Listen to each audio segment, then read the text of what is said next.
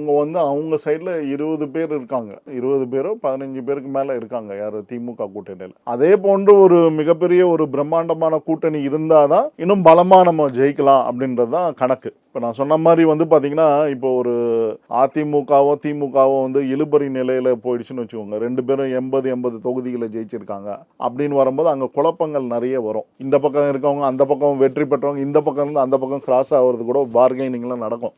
அந்த மாதிரியான சூழ்நிலைகள்லாம் உருவாகிறதுக்கு, அந்த மாதிரியான சூழ்நிலைகள்லாம் உருவாகாமல் இந்த கூட்டணி பலம் பொருந்தி அந்த 120 சீட்டு மெஜாரிட்டி சீட்டை பிடிக்கக்கூடிய அதிமுகவே 120 சீட்டை பிடிக்கிறதுக்கு அந்த பலம் தேவை.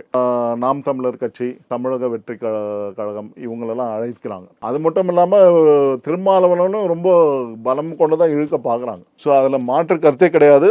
அவர்களுக்கும் அந்த எண்ண ஓட்டங்கள் இருக்கிறது. அது காலப்போக்கில் தான், இன்னும் டைம் இருக்குது, இன்னும் ஒரு 9 மாதமோ 8 மாதமோ இருக்குது.